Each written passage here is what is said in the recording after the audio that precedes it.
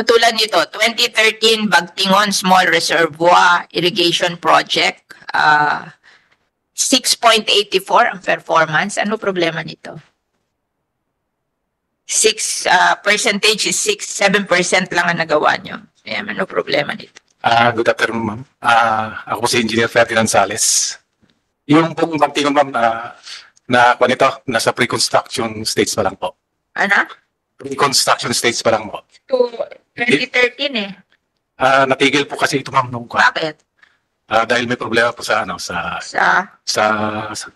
PAMBI, yung environmental Dapat nyo ginawa? Hindi pa ginagawa, ma'am. Hindi nga, pero 2013 project, di abandon nyo na kung may problema kaysa ilalagay mo sa performance mo 7%. 2013, that's 10 years ago.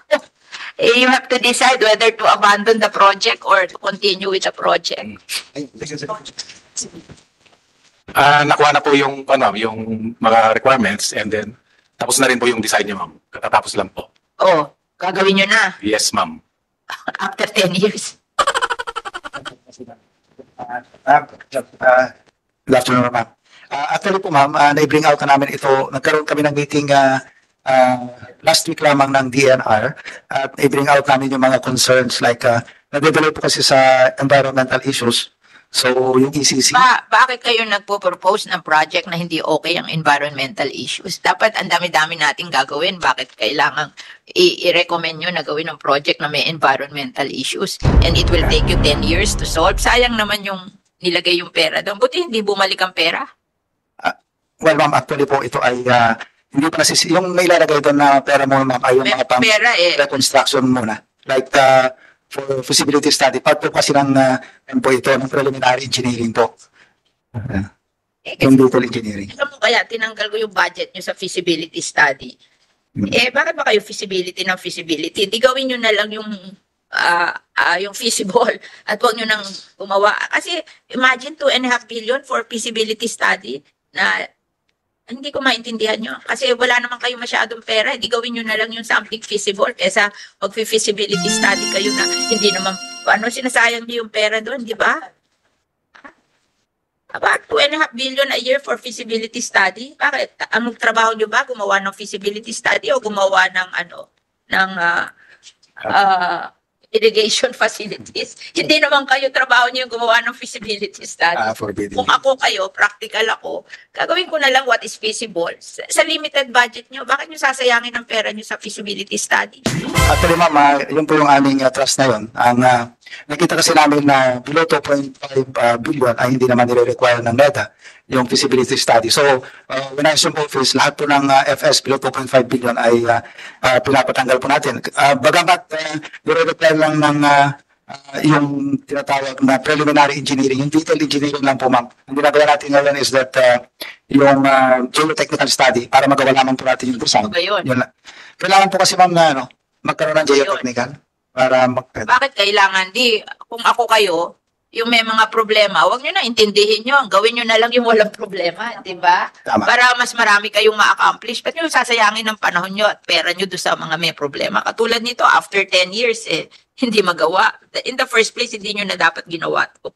Tama po, ma'am. Kaya ma'am, policy. Dito, balong-balong, phase 2, 50%. Oh. Ito, hindi ba ito itong balog-balog na to, tarlak to? Oh, Yes. 50% pa lang hanggang ngayon. Kung ako si Pinoy, pagbababariling ko kayo pag hindi nyo tinapos ang balog-balog during my turn. Oh. Diba? Kaya ka naging presidente para tapusin mo yung project do sa bayan mo. Hindi mo after namatay na si Pinoy, 2023, 50%. Mali. Kasi po, ang release lang po sa kanila na po ito lang po, out of po, dun sa total project po. Oo nga lang, kahit ba iyan na-release. 100 lang po out of 7.1. So talagang maliit lang po talaga yung naano nila. Bakit nila sisimulan ng ganyan yan na-release? Ano bang katangahan niya? Dapat po nga, ang tanong sa Ba't pa nila sinimulan? Di ba nila simulan? Ba't ka magre-release kung hindi mo rin matatapos? Di wag na lang simulan, tapos ibigay na lang yung pera do sa matatapos. Kahit mas konti project, pero matatapos. Hindi yung lahat sinimulan, tapos walang matatapos. Ano use na, sa mga tao noon? Ibawasan na lang yung project tapos tapusin. At least may pinakinabangan ng mga tao. Hindi yung lahat sinimulan tapos walang natapos. Munti mo to, oh. Ilang project to, puro 5% at 10%. Ba't puro simula? Lang namin yung presentation and then i-commit natin para ano. Yung fact na nireleasean na kayo, start na yan. Ang point ko, huwag na kayong mag-identify ng maraming project. Identify lang yung kayang tapusin, di ba? Tapos, pag natapos na yun, tsaka mag-identify ng panibago. Kasi sa mga tao, mas better yon. Kasi may pinakinabangan sila kaysa puro simula.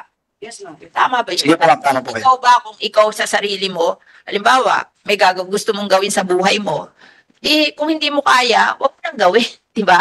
Gawin mo na lang yung kaya mo, di ba? Sige po. Nang may natatapos. Hindi pwede yung puro tayo simula, tapos wala tayong matatapos. Kawawa naman yung mga tao. Yung pera natin na inilagay natin sa pagkarami-raming project, ilagay na lang natin kung kaya natin tatlo na lang, pero tapos. Tapos tsaka tayo magsimula ng iba. Hindi yung puro sinimula natin. Ano reason nyo para gusto nyo magsimula na hindi nyo naman kayang tapusin? Ano reason doon? Why are you doing that? Yung mga old-timers sa NIA, bakit nyo ginagawa yun? I-explain nyo nga sa akin. Ano reason nyo doon? Ha? Ba't nyo sinisimula na hindi nyo kayang tapusin? Kasi napansin ko yung sa inyo, puro study kayo eh. Oh, ano nga papala natin sa study? Noong isang beses, 2.5 billion study. Sabi ko, tigilan nyo yan. Huwag na kayo mag-study. Gawin nyo lang yung kaya nyong gawin. Huwag kayo study ng study. Ano mapapala natin sa study? Hindi natin makakain yung study. Ha? Gawin na lang natin yung kaya natin gawin. Sige ma'am, sa ayos po. I-evaluate ko po kung ano yung ready for bidding na. Yun po yung concentrate natin. I-focus na lang daw Sige po. ganito na lahat sinimulan tapos walang matatapos. Sige po. Iubos nyo pera natin just to make puro simula, walang tatapusin. Ha? Hybridization sa Zamboanga, di ba? Yes ma'am. Ano sasabihin sa akin na wala kayong hybridization? Alam mo, yung hybridization nyo sa Zamboanga, ang chismis doon, hindi nyo pinamimigay sa small farmers. Pinagbibili nyo sa isang kumpanya na private. Ngayon, chismis yun. Then finally, yung kumpanyang pinagbibilhan ng PCA, lumapit sa akin. At nilalakad sa akin na continuously ipagbili sa kanila. Oo. Kaya nahuli ko yun. Tapos meron pa lang sa inyong may, board resolution sa PCA na sinabi nyo na pwede nyo ipagbili sa private para kumita kayo. Pero hindi nyo dinideclare yung napagbilhan nyo sa PCA. Tapos, itong bumibili sa inyo, ine-export sa Indonesia. So, yung ginagawa nyong hybrid seedlings, hindi nyo binibigay sa Filipino farmer, binebenta nyo sa private, tapos yung private na yun, ine-export sa Indonesia. Kaya huwag nyo sabihin sa akin na hindi nyo alam yung hybridization. Matagal nyo nang ginagawa yan. Kaya lang, hindi nyo binibigay sa small farmer, binibigay nyo sa, pinagbibili nyo sa private, at yung private, ine-export sa Indonesia. Nahuli ko yan eh. Kaya huwag nyo i-explain sa akin na may delay dahil hindi nyo alam yung hybrid. Matagal nyo nang ginagawa yan. Kaya lang hindi nyo pinamimigay sa farmer. Huwag nyo gagawin yun. Alam mo yung nagbebenta na yun, nagka-cancer.